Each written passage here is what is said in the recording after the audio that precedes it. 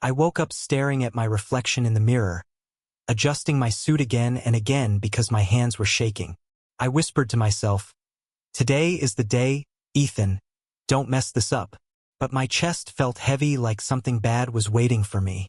Daniel Brooks walked into the room smiling too wide, fixing his tie like he owned the place. He laughed and said, "Bro, you look like you're about to faint." I swallowed hard and forced a smile. "I'm fine, just nervous." He patted my shoulder and said, "Relax, man. Today you're marrying a CEO, not going to war." My mother, Susan Carter, entered crying softly, holding her dupatta tight, saying, "My son is finally getting the life he deserves." I hugged her and said, "Don't cry, Mom. I'll make you proud today." She smiled through tears and whispered, "You already did." My father, Robert Carter, stood near the door, silent as always, then said, "Be careful. Not everything that shines is gold." I took a deep breath and walked toward the hall where my wedding was waiting for me. Every step felt heavier than the last, like I was walking into something I didn't understand. People were smiling at me, congratulating me, saying, "Lucky man, Victoria Hale is a queen." I forced a smile, but inside I kept thinking, why does it feel like I'm losing something instead of gaining it? Daniel leaned close and whispered, "Stop overthinking. You're just nervous." I nodded, but my heart wasn't listening. As I stepped into the hall, I told myself, this is my new life, even if it feels like the beginning of something I can't escape. I stood outside the doors of the hall for a moment, hearing the music inside and feeling my breath get uneven. A staff member smiled and said, "Everything is ready, sir. You may enter." I nodded slowly and whispered to myself, "Ethan, don't mess this up." My heart kept repeating one name, Victoria Hale. I remembered the first time I met her, how she looked at me like I was invisible yet important at the same time. I smiled a little, thinking maybe love really changes everything. Then Daniel appeared again, clapping my back, saying, "Bro, after this, your life is set forever." I laughed lightly and said, "Yeah, I hope so." Inside, guests were waiting. Cameras were flashing. Everything looked perfect. But deep inside me, I felt a strange silence, like the world was holding its breath. I whispered again, "Just one more step, then everything will be okay."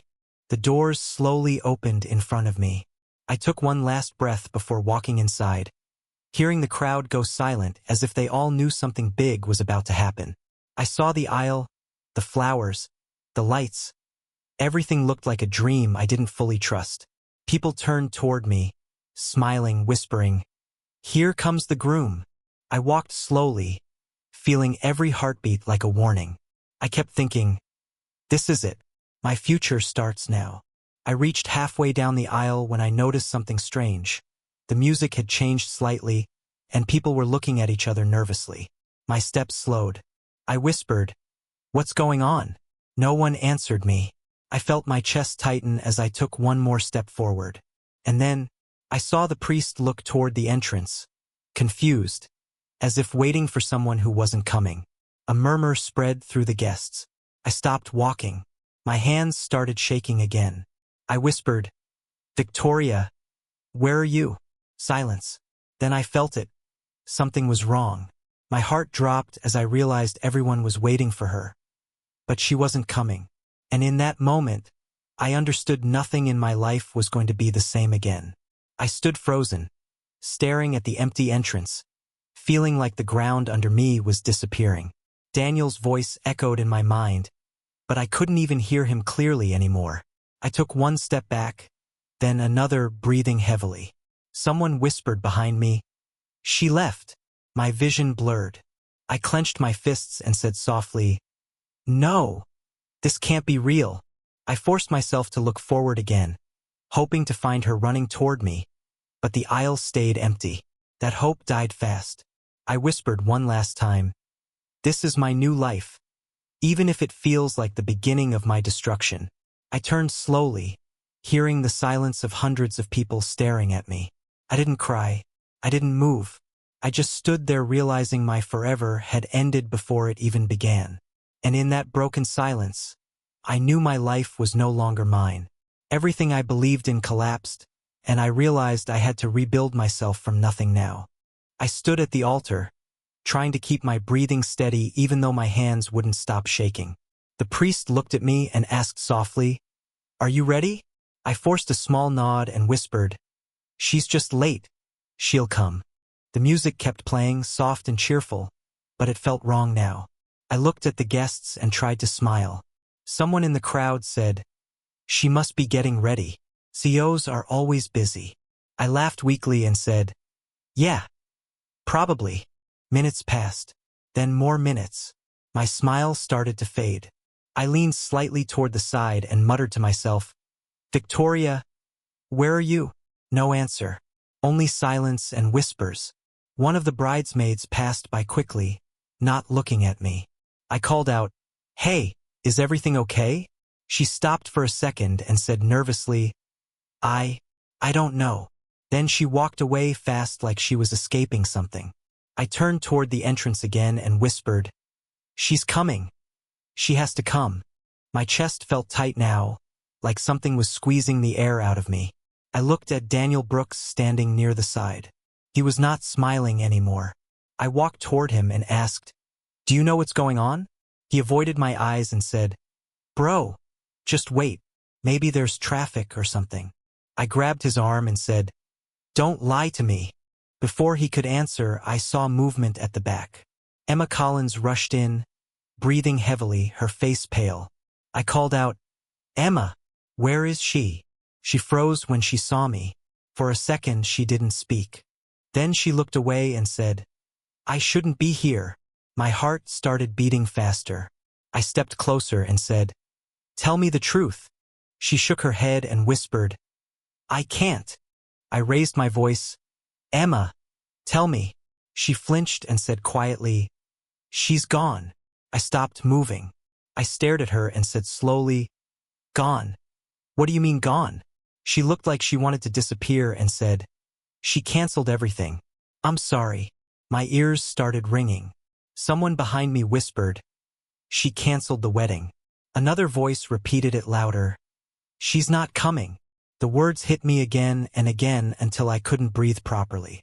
I stepped back and shook my head, saying, No, that's not possible." I turned toward Daniel and said, "Tell me she's joking." He didn't answer. That silence was worse than anything. I looked at the guests again. Everyone was now standing awkwardly, whispering, looking at me like I was a mistake happening in real time. I forced a laugh and said, "Okay, this is some kind of joke, right?" No one laughed back. My legs started moving on their own. I walked fast toward the entrance and said, "I need to see her. She wouldn't do this." Someone tried to stop me, saying, "Sir, please." But I pushed past them. I reached outside and the cold air hit me hard. I looked around and shouted, "Victoria!" My voice echoed, but there was no answer. Then I saw it. Her car. It was pulling away slowly from the front of the building. My heart jumped and I ran forward, shouting, "Stop! Wait!" But it didn't stop. The car kept moving. I ran harder, my shoes slipping slightly on the ground. I kept shouting, "Victoria, please." My voice broke halfway, but I didn't stop running. I reached the gate just as the car turned. And then I saw inside. She was there. Victoria Hale sat in the back seat, calm, not even looking back at me. Her expression was cold, distant, like I was already gone from her life. I pressed my hands against the gate and shouted, "Victoria, why?" But she still didn't turn. Then I saw something that made my body freeze. In the front seat, Daniel Brooks. He was sitting there like he belonged there, like he had always been there. My breath stopped completely.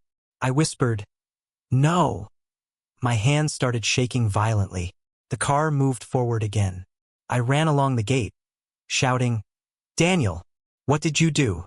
But he didn't look at me either. Victoria finally spoke, but I couldn't hear her clearly. Her lips moved, and she looked forward like I was nothing behind her. The car turned the corner slowly, disappearing from my sight. I stood there frozen, holding the gate, my chest rising and falling too fast. I whispered, So that's it. My voice cracked. That's how it ends? The music from inside was still playing behind me, but it felt far away now. I slowly turned back toward the hall, where people were still standing, still whispering. I walked back in slowly and said under my breath, everything I believed was a lie, and in that silence, I felt something inside me break completely, like my whole world had just collapsed without making a sound. I came back home without saying a single word. The house felt too quiet, like even the walls knew something was wrong. I stood at the door for a moment and my mother saw my face. She rushed toward me and said, Ethan, what happened? Why do you look like this? Her voice was shaking already. I didn't answer. I just walked inside slowly. She followed me, grabbing my arm, saying again, tell me, did something happen at the wedding? Her eyes were already filling with tears. I still didn't speak. From the living room, my father looked at me and said in a low voice, it didn't go well, did it? My mother turned to him and said, say something to him. But my father stayed silent again, just watching me carefully. My mother cried louder and said, Ethan, please talk to me. I finally whispered, it's over. She froze and said, what do you mean over? I walked past her and sat on the couch. My hands were shaking. I said softly, she didn't come. My mother gasped, no, that can't be true. She covered her mouth and cried harder. My father finally said, explain properly. I looked at the floor and said, she left. She canceled everything. The room went silent except for my mother crying. I leaned back and whispered, I don't understand. I don't understand anything. My mother sat beside me and said, maybe there was a misunderstanding. Maybe she'll come back. I laughed once, but it wasn't a real laugh. I said, she left with Daniel. That made my mother stop crying for a second. She said, Daniel, your friend? I nodded slowly. My father's face tightened, and he said, are you sure? I whispered, I saw them. After that, no one spoke for a while. I stood up and walked to my room. My mother followed me, saying, Ethan, don't lock yourself in. Please talk to me. But I closed the door anyway. Inside my room, I sat on the edge of my bed. Everything felt heavy. I kept hearing the same words in my head again and again.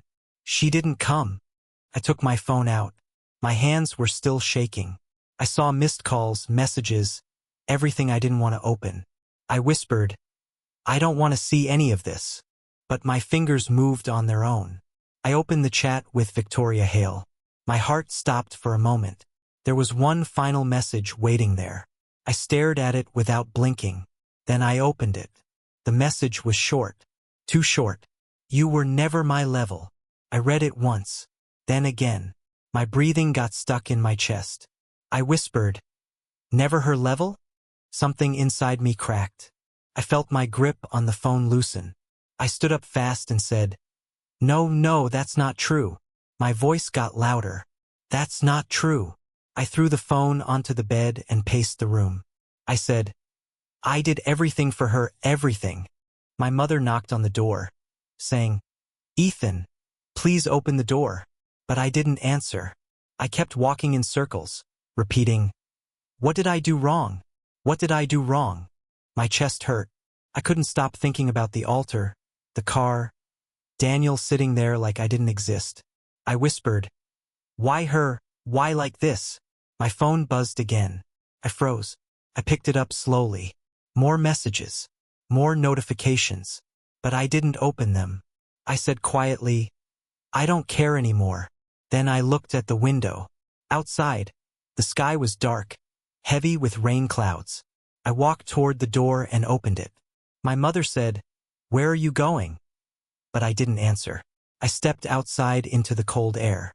The moment the rain started falling, I didn't move away. I stood there and let it hit me. I whispered, so this is what I am now. I looked up at the sky and said softly, if love ends like this, then I don't want it anymore. That night, standing in the rain, I felt something inside me die completely, and I stopped being the man who believed in love. I spent days moving like I wasn't really alive. Every morning felt the same. I woke up, stared at the ceiling, and kept thinking, why did she do it? But no answer ever came. My phone stayed silent most of the time. I didn't reply to anyone. I didn't even open half the messages. I just kept hearing her words in my head again and again. You were never my level. One evening, I finally met Michael Reed. He called me twice before I picked up. I said, "What do you want?" My voice sounded dead. He replied, "Ethan, we need to talk. Now." I went to meet him at a small cafe. When I sat down, he looked at me carefully and said, "You look terrible."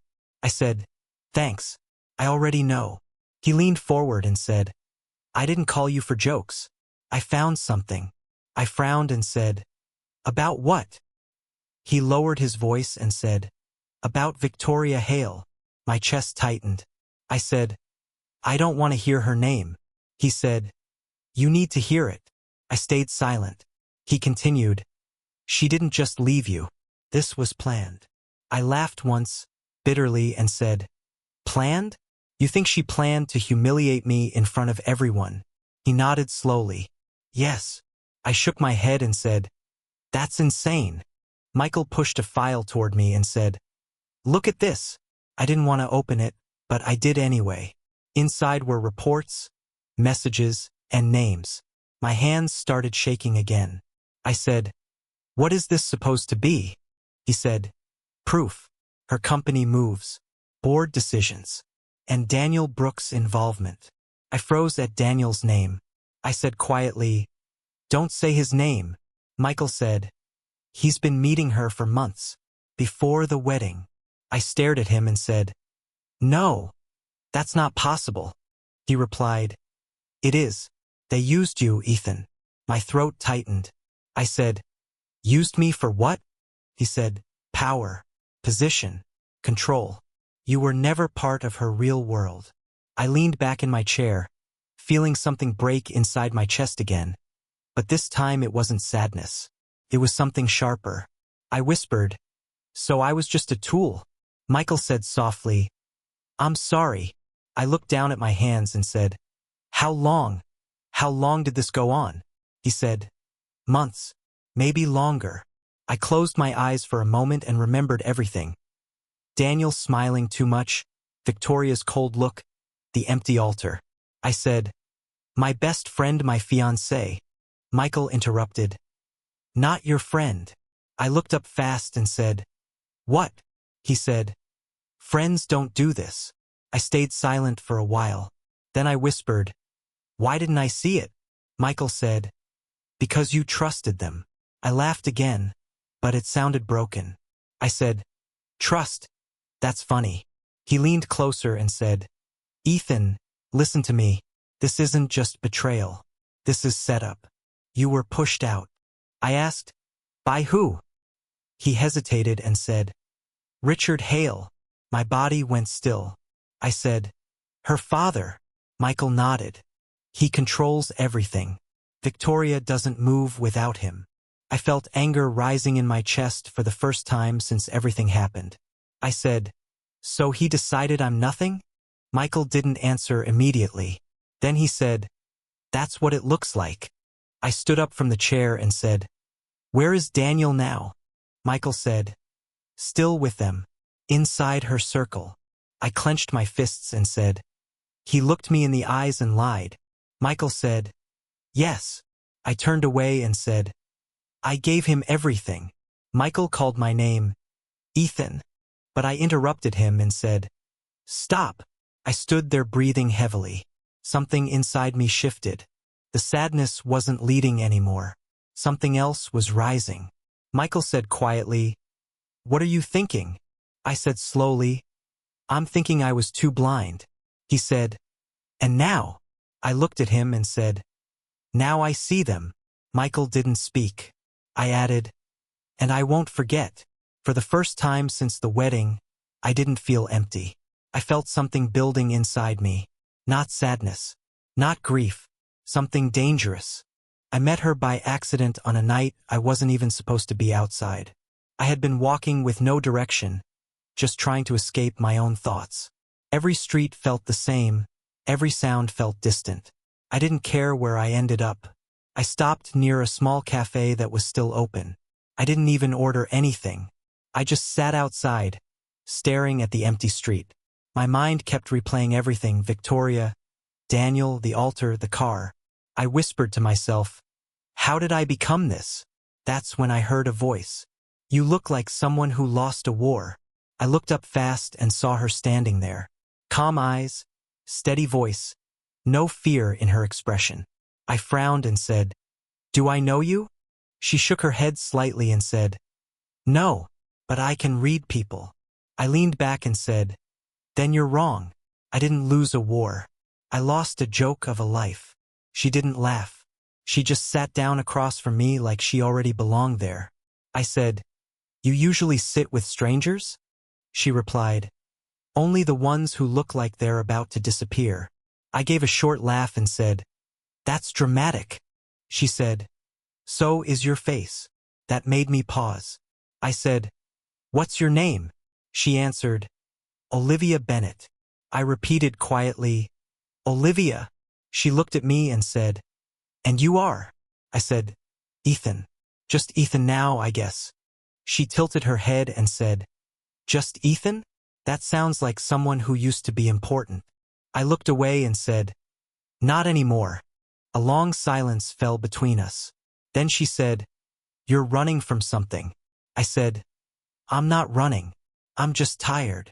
She replied, tired people don't sit like they're waiting for punishment. That hit harder than I expected. I said, you talk too much for someone who doesn't know me. She leaned forward slightly and said, then tell me, why do you look like that? I hesitated. I didn't want to say it, but something about her voice made it impossible to lie. I said, I was supposed to get married. She nodded slowly and said, and? I said, she didn't come. She didn't react dramatically. She just said, that's it. I frowned and said, that's not enough? She said, it's not the full story. People don't break like that from one moment. I looked at her and said, she left me at the altar with my best friend. Her eyes narrowed slightly. That's closer. I said, closer to what? She replied, truth. I laughed bitterly and said, truth doesn't matter anymore. She said, it always does. I looked at her for a long moment and said, why do you even care? She said, I don't. But I recognize something in you. I asked, what? She said, someone who still thinks he's the victim instead of the survivor. That made me sit up. I said, what's that supposed to mean?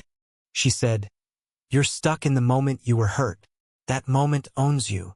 I clenched my jaw and said, and what am I supposed to do? Smile about it? She shook her head and said, no. Decide what comes next. I stayed quiet. She looked at me and said, do you want revenge or do you want a new life? I blinked and said, what kind of question is that? She replied, a simple one, but people like you avoid it. I said, people like me? She said, people who were betrayed but still love the people who destroyed them. That line hit deep. I looked away and said, I don't love her. She said, then why are you still bleeding from her name? I had no answer. The wind moved between us, and I felt something shift inside me again. Not pain this time, confusion. I said quietly, revenge won't fix anything. She nodded and said, true, but neither will doing nothing. I asked, so what do you want me to do? She said, I don't want anything from you. I'm just telling you what I see. I leaned back and said, and what do you see? She looked at me directly and said, a man who hasn't decided if he wants to die inside or rebuild himself. I didn't speak. For the first time since everything happened, I didn't feel completely empty. I felt challenged. I said softly, you don't even know me. She stood up and said, no, but I know this version of you won't survive much longer. I asked, and what if I don't want to survive? She paused and said, then you already lost more than your wedding.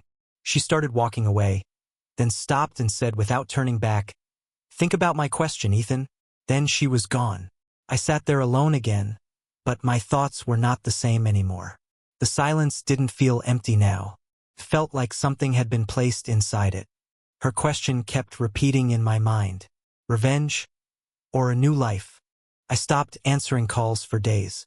Then weeks passed, and I finally realized no one was coming to save me. One morning, I said to myself, Ethan, either you rot here or you stand up. That was the first time I got out of bed without feeling dead inside. Michael Reed showed up at my door again. He looked at me and said, "You look worse than last time." I replied, "Thanks for the update." He stepped inside and said, "I'm not joking. You can't stay like this." I said, "Then what do you want me to do?" He answered, "Start moving. Start building something." I laughed and said, "With what?" "I lost everything." Michael shook his head and said, "You lost people, not your mind." That line stayed with me longer than I expected. A few days later, Michael brought me to meet Henry Scott. He said, "This guy is sharp. Just listen." I sat across from Henry and he said, "You're the guy who got publicly erased, right?" I frowned and said, "Nice introduction." He smiled slightly and said, "Truth hurts less when it's said directly." I replied, "Depends on the truth." He leaned forward and said, "You were involved in deals you didn't even understand. Your name is still tied to multiple contracts." I looked at Michael and said, "What is he talking about?" Michael said, "That's why I brought you." Henry continued, "You didn't just lose a wedding. You were inside their system." I said, "I don't care about their system." Henry replied, "You should, because it can be used." That caught my attention. I said, "Used how?" He opened a file and said, "There are hidden investments under your identity, quiet ones. Someone placed you there." I frowned and said, "Victoria." He nodded slightly but said nothing directly. For the first time, I felt something shift in my chest again. Not pain, possibility. I said, "So what now?" Henry said, "Now you stop being the victim in the story." I didn't reply immediately. That night I couldn't sleep. I kept hearing his words again and again. "You were inside their system." I sat up and whispered, "I was never just a man to her. I was part of something bigger." The next morning I started working. Michael said, "Where are you going?" I replied, "I don't know yet, but I'm not staying here." He smiled slightly and said, "Finally." I met Henry again and said, "Teach me everything I need to know." He said, "That's a dangerous request." I replied, "Good." Days turned into weeks. I studied contracts, business structures, and financial networks. My hands stopped shaking when I saw Victoria's name. Slowly, I stopped reacting like a broken man. One evening, my father, Robert Carter, finally spoke to me differently. He said, "You've changed." I replied, "I had no choice." He nodded and said, "Good. Choice makes a man, not comfort." My mother, Susan Carter, hugged me one night and said, "I see you again." I said softly, "I'm still here, Mom, just not the same." She cried and said, "That scares me." I said, "It scares me too." Michael came over and looked at me differently. He said, "You're not the same Ethan anymore." I replied, "I can't afford to be." He smiled for the first time in weeks and said, "Good. The old one got destroyed anyway." But inside me, something else was growing. At night, I still remembered Victoria's message. "You were never my level." I whispered to myself, maybe I wasn't then. But then I would close the laptop, look at the contracts again, and say, "Let's see what I become now." Henry noticed it too. He said, "You're not rebuilding yourself." I asked, "Then what am I doing?" He replied, "You're rewriting your position in their world." That line hit me harder than anything else. One evening, Michael asked me, "Be honest. Are you doing this to move on or to get revenge?" I stayed quiet for a long time. Then I said, "At first, I thought it was survival." He said, "And now?" I looked at him and said, "Now I want them to understand what they lost." Michael didn't say anything after that. He just nodded slowly. because he understood something I was finally admitting. I wasn't just rebuilding my life anymore. I was building my return. I walked into the high-level business event with a calm I didn't feel a few months ago. The lights were bright, the room full of expensive suits and confident voices. I kept my steps steady and said to myself, "Don't hesitate. Not today." Olivia Bennett walked beside me. She glanced at me and said softly, "You're tense." I replied, "I'm fine." She smiled a little and said, "No, you're not, but you're hiding it better now." I didn't answer. I just looked forward. As we entered, people started turning their heads. I heard whispers like, "Who is that?" and "He's not on the guest list." I ignored them. A man at the entrance stopped me and said, "Your invitation?" I handed it over calmly and said, "Here." He checked it and quickly stepped aside, saying, "My apologies, sir." Olivia whispered, "Sir? That's new." I said, "Not important." We walked further inside. The room got louder, glasses clinking, conversations overlapping. I kept scanning faces without thinking too much. Then I saw them. Victoria Hale, Daniel Brooks. They were standing near the center, laughing with a group of executives. For a second, I stopped walking.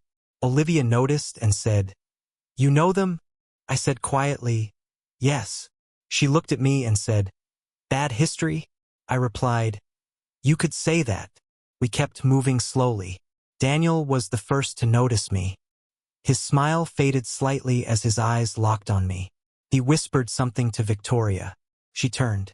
At first, she didn't react. Just looked at me like she was trying to place my face somewhere in her memory. I kept walking closer. Daniel frowned and said, "Do I know you?" I stopped a few steps away and said, "You should." Victoria tilted her head and said, "I don't remember you." I smiled slightly and said, "That's interesting." Olivia stood beside me quietly, observing everything. Daniel said, "Who are you supposed to be?" I replied, "Someone you both forgot." Victoria gave a small laugh and said, "I don't forget important people." I said calmly, "You forgot me very easily once." That made her pause. I saw a small shift in her expression. Not recognition yet, but discomfort. Daniel said, "If this is some kind of joke, it's not funny." I shook my head and said, "It's not a joke." Olivia finally spoke and said, "Maybe you should look again." Victoria looked at Olivia for the first time. Her expression changed slightly. She sensed something about her. Then Victoria looked back at me more carefully. I didn't move, and then I saw it. The moment she recognized me, her eyes widened just slightly, then tightened. Her smile disappeared completely. She whispered, "Ethan?" Daniel turned sharply and said, "Ethan who?" Victoria didn't answer him. She kept staring at me like she had seen a ghost. I said quietly, "Yes, Ethan." A heavy silence formed between us. Daniel looked confused and said, "Wait, that Ethan?" Victoria's face changed again, this time more controlled, but I could see it breaking underneath. She said, You changed." I replied, "So did you." Olivia stepped slightly closer to me, not saying anything, just standing there like she belonged beside me. Victoria noticed that immediately. Her eyes moved between me and Olivia. She said, "Who is she?" I answered, "Someone who didn't leave me at the altar." That line hit the space between us like a stone dropping into water. Daniel said quickly, "Okay, this is unnecessary." I looked at him and said, "You're still here too." He frowned and said, "What is that supposed to mean?" I said, "You know exactly what it means." Victoria raised her hand slightly and said, "Enough." Her voice was controlled, but I could hear something unstable underneath it. She looked at me again and said, "Why are you here?" I replied, "Same reason as you. Power, opportunity, growth." She stared at me like she didn't believe it. I added, "Only difference is, I didn't step on people to get here." Her expression tightened. Olivia finally said calmly, "We should go." I nodded slightly but didn't move yet. I looked at Victoria one last time. Her confidence was still there, but now it was mixed with doubt. For the first time, she didn't look above me. She looked uncertain. I said softly, "You were right about one thing once." She asked, "What?" I said, "I wasn't your level." A pause. Then I continued, "Because I was never meant to stay below you." I turned away with Olivia beside me. As I walked off, I heard Daniel whisper, "What just happened?" But I didn't stop, because now I understood something clearly. The man they left behind was gone, and the one standing here was no longer someone they could ignore. I stood in front of Victoria Hale one last time, and this time I didn't feel small anymore. The room was quiet, but not heavy like before. Felt final. She looked at me like she was still trying to understand how everything had changed. She said softly, "Ethan, we need to talk." I replied, "We already did. You just didn't listen back then." She stepped closer and said, "That wasn't how it was supposed to happen." I looked at her and said, "Really? Because it happened exactly how you chose it." Her eyes flickered and she whispered, "I made a mistake." For a second, I stayed silent. Then I said calmly, "No, you made a choice." She shook her head quickly and said, "I was under pressure. My father." I interrupted her and said, Don't blame someone else now." She froze. I continued, "You didn't disappear by accident. You walked away." Her voice broke slightly as she said, "I didn't know it would become like this." I replied, "You didn't care what it would become. That's the difference." She looked at me like she was searching for the old version of me. Then she said, "You've changed." I nodded slowly and said, "You made sure of that." A silence fell between us. For the first time, she had nothing powerful to say. Then I felt Olivia Bennett step beside me. She didn't speak at first. She just stood there calmly, like she belonged in the space I used to feel lost in. Victoria noticed her and asked, "Who is she to you?" I looked at Olivia and said, "Someone who stayed." Victoria's expression tightened. She whispered, "So this is it? You replaced everything like it meant nothing." I said, "No. I rebuilt everything because it meant too much." That made her go quiet. Olivia finally said, "We should finish this." I nodded. Victoria looked at me one more time and said, "You really moved on that easily?" I replied, "It wasn't easy. It was necessary." She stepped back slowly and said, "I didn't think you would ever stand like this in front of me." I said, "Neither did I. But here we are." Then I turned away. I didn't look back at her again. Later that day, I stood with Olivia in a simple ceremony. No crowd that didn't matter. No noise from a world I didn't need anymore. Olivia looked at me and said quietly, "Are you sure about this?" I said, "I've never been more sure in my life." She smiled slightly and said, "You don't sound like someone getting married for revenge." I replied, "I'm not." She asked, "Then why?" I looked at her and said, "Because you never broke me when I was at my lowest." She didn't answer immediately. Then she said, "That's enough for you?" I nodded and said, "That's everything for me now." We exchanged vows simply, without pretending or proving anything to anyone. When I said my words, they didn't feel like escape anymore. They felt like direction. When it was done, I exhaled slowly and said, "It's over." Olivia looked at me and said, "No, it's starting." I smiled slightly for the first time in a long while and said, "Maybe that's the same thing." Later, I heard Victoria's voice one last time from a distance. She said, "Ethan." I didn't turn. I just kept walking forward with Olivia beside me. I said quietly, "I'm not that person anymore." Olivia asked, "Who are you now?" I looked ahead and said, "Someone who doesn't look back." And for the first time since everything began, I felt something I thought I had lost forever. Peace. Not because I won, but because I finally stopped needing to.